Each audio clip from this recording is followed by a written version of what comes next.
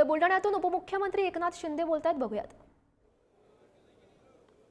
पण खऱ्या अर्थाने उन्हाळ्यातही जनतेच्या प्रेमाच्या पावसात भिजणारा हा तुमचा लाडका भाऊ इथं आलेला आहे आणि खऱ्या अर्थाने मी मनापासून धन्यवाद आपल्याला देईन की असं प्रेम जे आहे हे प्रेम सगळ्यांच्या नशिबात नसतं। मी भाग्यवान आहे आणि म्हणूनच मी मुख्यमंत्री जेव्हा होतो तेव्हा देखील एक कार्यकर्ता म्हणूनच मी काम केलं आणि कालही कार्यकर्ता म्हणून काम केलं, आजही कार्यकर्ता म्हणून काम करतो आणि उद्याही कार्यकर्ता म्हणूनच काम करणार आहे।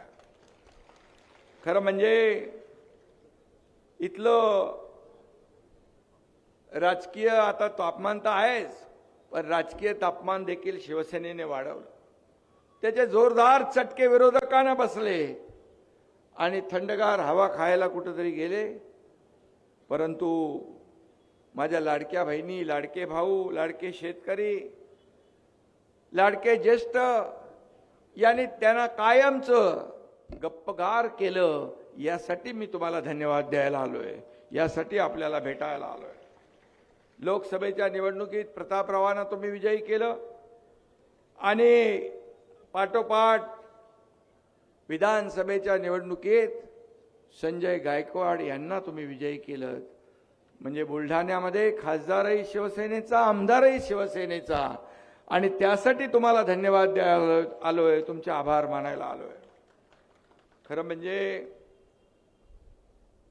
गेले 2.5 वर्ष जे आपण काम केलं, जे 2.5 वर्ष मुख्यमंत्री म्हणून मी देवेंद्रजी, अजितदादा, आम्ही टीम म्हणून काम केलं। मला आठवतंय सुरुवातीला मी आणि देवेंद्रजींनी शपथ घेतली आणि पहिल्या कॅबिनेटमध्ये आम्ही कुठला निर्णय घेतला असेल तर तो शेतकऱ्यांच्या सिंचनाचा, शेतकऱ्यांच्या पाण्याचा, या विदर्भ मराठवाड्याच्या दुष्काळाचा विषय घेतला।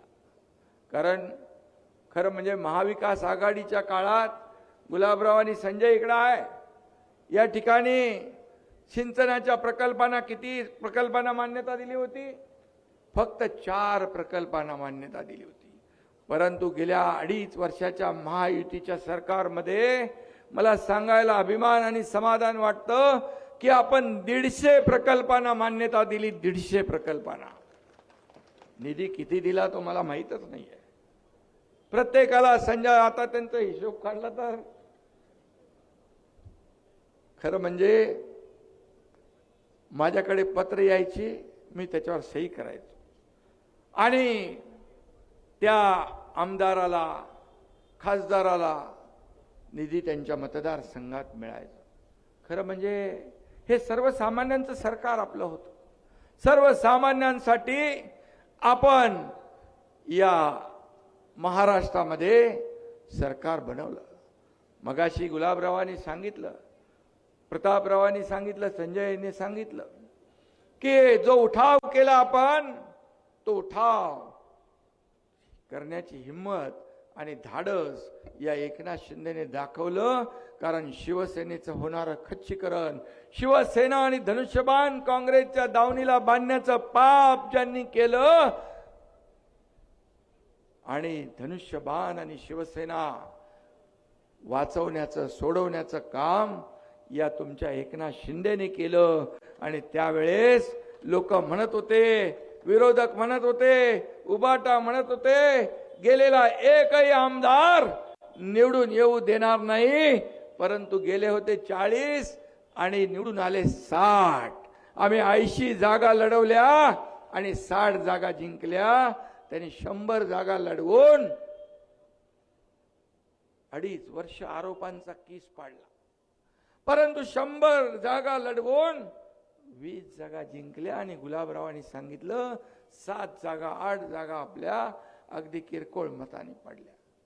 मग मला सांगा, तुम्ही म्हणाला होतात की न्यायालयाने आमच्या विरोधात निकाल दिला, निवडणूक आयोगाने आमच्या विरोधात निकाल दिला, ईव्हीएमचा घोटाळा केला, आता आम्ही जनतेच्या न्यायालयात जाऊ। मग जनतेच्या न्यायालयात गेल्यानंतर या महाराष्ट्रातल्या तमाम जनतेने या